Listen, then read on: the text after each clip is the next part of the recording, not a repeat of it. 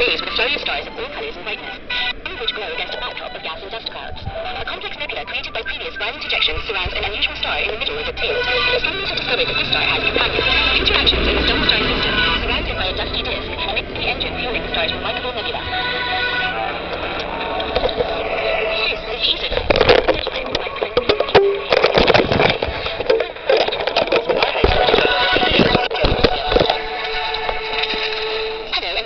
This is the ESO cast. My name is Katie Hussain, and I'm stepping in this time for Dr. J, who is on vacation.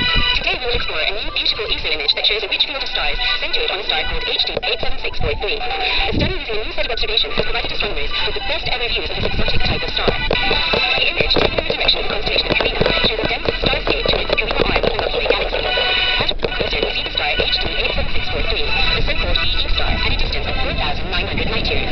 The image beautifully shows the steady nebula of gas and dust that reflects the light from the star. The central star's moon appears to shape the nebula, leaving bright, ragged tendrils of gas and dust. A careful investigation of these features seems to indicate that there are regular ejections of matter from the star every 15 to 50 years.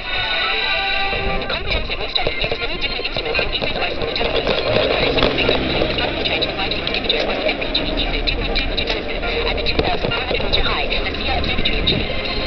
Secondly, the team used ESO's very large telescope with a VLT at Paranal. Here, the NASA Adaptive Optics instrument allowed astronomers to obtain an image of the star free from the blurring effects of the atmosphere. To probe the object even further, the team then obtained an image with a very large telescope interferometer, or the VLTI for short. The sheer range of the set of observations from the panoramic wide-field imager shot to the fine details of the VLTI observations corresponds to a zoom-in factor of 60,000 between the two extremes. With this data, the astronomers found out that HD 87643 has a companion star located at about 50 times the Earth's sun distance and is embedded in a compact dust shell. The two stars probably orbit each other in a period between 20 and 50 years. The presence of this companion could provide an explanation for the regular ejection of matter from HD 87643 that forms its amazing nebula. As the companion star moves in a highly elliptical or oval-shaped orbit, it regularly comes very close to HD 87643 and triggers an ejection of stellar material. This celestial entanglement may be what generates the gorgeous nebula. Once again, science has helped us explore and explain the beauty of the universe. This is Katie Hussain signing off from the ESOcast. Join us again next time for another cosmic adventure.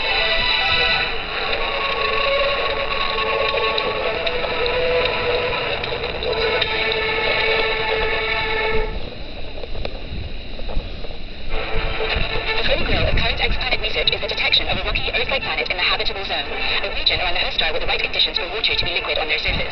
The latest result from the European Southern Observatory comes closer than ever to attaining these goals. This is the ESOcast, cutting-edge science and light behind the scenes of ESO, the European Southern Observatory, exploring the universe's ultimate frontier with our host, Dr. J, aka Dr. Joe Liske. Hello and welcome to another episode of the ESOcast. This time with some very exciting news for you. It's another major ESO discovery. We'd like to tell you about the discovery of the smallest, or the lightest, and possibly most Earth-like planet so far discovered outside of our own solar system. We'd also like to report on yet another planet within the same system that has now been shown to lie within the habitable zone of its parent star, meaning that it could host liquid water and possibly even life. Planet 1 is a seemingly inconspicuous red dwarf star located 20.5 light-years away in the constellation Libra. For the scales, it is among the highly closest stars to us and weighs only one-third the mass of the Sun. Such red dwarfs are intrinsically at least 50 times fainter than the Sun and are the most common stars in our galaxy. For astronomers studying exoplanets, red dwarfs are ideal targets for the search for low-mass planets where water can be liquid. Such dwarfs emit less light, and the habitable zone is much closer to them than it is around the Sun, which makes it easier to detect the planets. Professor Michel Mayor from the Toulouse Observatory and his team of European astronomers have carefully observed ESO 581 for the past 4 years using the world's leading planet hunting instrument, the Hubble spectrograph, on the ESO 3.6-meter telescope at the Lasilla Observatory in Chile. Now, what they found was that ESO 581 is orbited by a planet that has only 1.9 times the mass of the Earth. This planet is known as ESO 581e and is the lightest and most Earth-like planet so far discovered outside of our own solar system. Now, within the very same system, the team also refined the orbit of a previously known planet called ESO 581d. What they found was that this planet is definitely within the habitable zone of its parent star. Now, what that means is that the planet is just at the right distance from the star for any water that might be present at its surface to be liquid. If you go any closer, the radiation from the star would be too strong and the water would evaporate. If you go any further away, it would be too cold and the water would freeze. From previous observations, also done with the Hubble spectrograph at ESO's Lasilla Observatory and announced 2 years ago, this star was known to also harbor a system of 3 super-Earth planets. With ESO 581e, the planetary system has 4 known planets, with masses of about 1.9 planet E, 16 planet B, 5 planet C, and 7 Earth masses planet D. The planet with the largest orbit in the system is ESO 581d, and it takes about 66.8 days for one round trip around its parent star. Now, because it orbits within the habitable zone of its star, this planet could be covered in liquid oceans, making it the first serious water world candidate. Thanks to Muir and his team, we now know that the Beaver 581 system contains at least 4 exoplanets.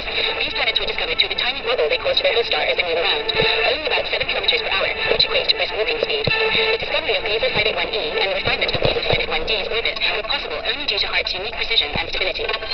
Using the HARP spectrograph, Michel Mayor and his team of European exoplanet hunters are leading the way towards answering some of the most fundamental questions about life outside our own solar system. They are confident that in the not-too-distant future, a truly Earth-like planet will be discovered. So stay tuned. This is Dr. J signing off from the ESOcast. Join us again next time for another cosmic adventure.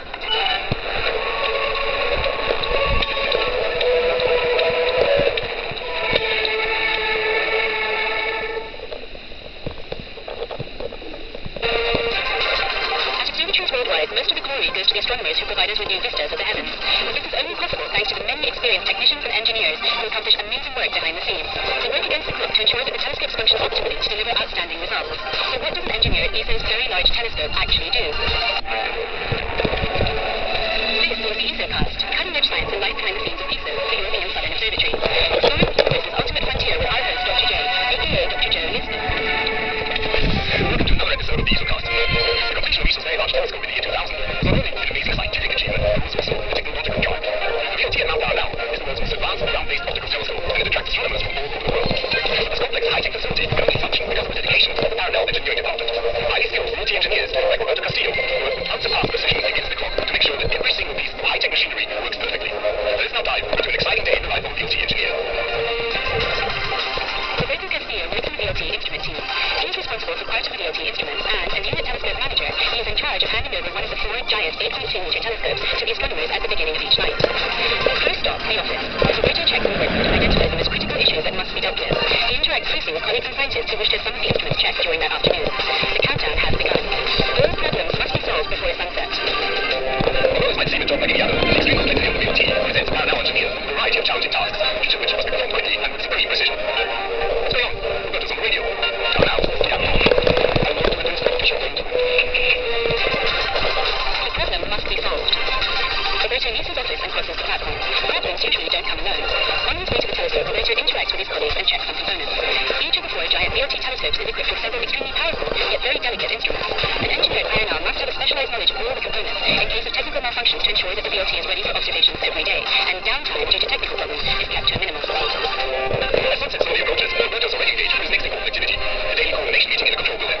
This is where all the scientists and engineers get together to report on all the important issues encountered during the day and to prepare for the night. For Roberto, this moment is especially crucial. As a unit telescope manager, he is responsible for handing over the telescope in perfect shape to the astronomers for the night. Let's follow him as time ticks away.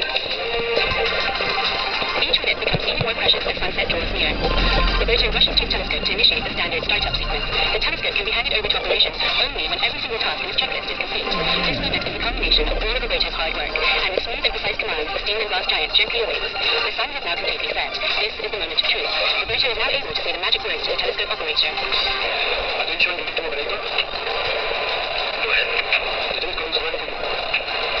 So, this finally marks the end of Roberto's challenging workday. The astronomers now take control of the VLT, and the telescope will soon come to life. As night falls over Parnell, as the celestial display takes the front seat, Roberto is heading back to the Residencia to enjoy a relaxing dinner with his colleagues. Although his day is officially over, Roberto must remain reachable and prepared to react swiftly in case problems should arise at the VLT during the night. Behind every great astronomer stands a great engineer. This is Dr. J signing off from the ESOcast. Join me again next time for another cosmic adventure.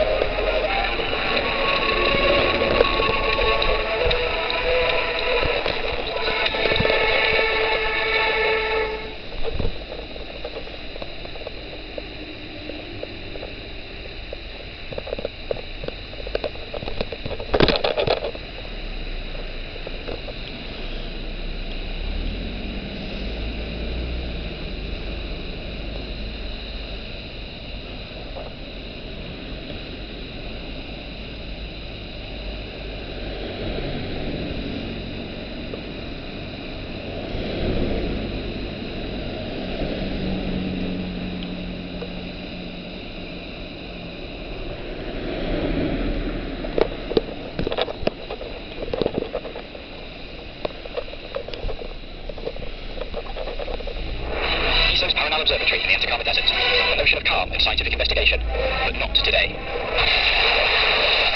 Film crews and actors have descended on the site, recording the latest James Bond blockbuster, the Parnell Observatory. Observatory as a starring role. This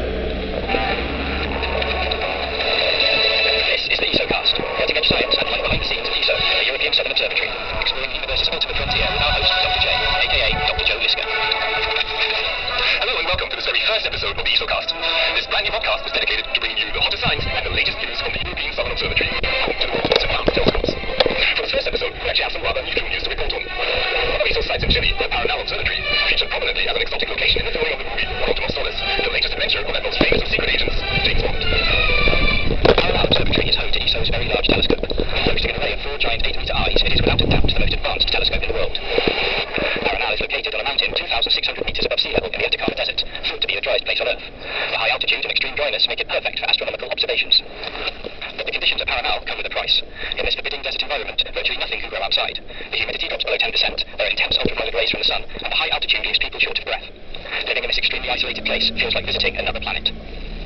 So it's no wonder the site was chosen to film Quantum of Solace. The movie continues the story of secret agent James Bond, played again by Englishman Daniel Craig. This time, he's determined to take revenge on the organization that caused the death of the woman he loved. And it's this quest that brings him to the desert. I think the landscapes and what the landscape gives us and what it gives to Bond, the character, is really, really good because he stands emotionally a desert and it's a reflection of Bond's character himself because the desert always brings along a certain loneliness, a certain solitude, and it's also that solitude and loneliness sort of reflects who Bond is at this point. We're about 2 hours east of Antofagasta, which is on the Chilean coast. How do you feel about 10,000 feet over here? We were lucky enough to be accepted up there because it's a research centre, so we were very privileged to be filming up at the observatory and using it for one of our key locations in the movie. It's a stunning place. To make it possible for people to live and work at Paranal, a hotel, or residencia, was built in the base camp, providing a refuge from the arid environment outside. Here, returning from long shifts at installations on the mountain, the crew can breathe moist air and relax, sheltered from the harsh conditions. The residencia's award-winning design, including an enclosed tropical garden and pool under a futuristic domed roof, gives its interior a feeling of open space within the protected walls. It is a true haven in the desert. This unique building serves as a backdrop in the Bond film. The residencia is, in fact, the hideout of Maverick Dominic Green, played by Mathieu Amalric. This is Facade. It's his nice side. This is to save the planet. It's an eco-work. Great idea. Using natural resources not to pollute the planet. Try to plant trees and kill the desert and good stuff. The Paranal Residencia is elegant, built with robust and inexpensive materials.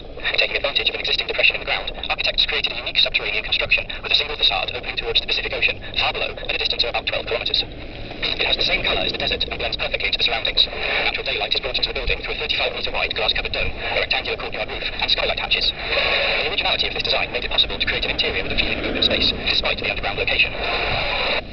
The film crew of about 300 people shot some of the most critical scenes in the movie at Paranal. The ESO Director General, Tim DeZiel, happened to be on site during the filming. We're delighted that they're here, and it is extremely good to see how careful the crew is with the surroundings and how mindful they are of the fact that they are in an operating working observatory.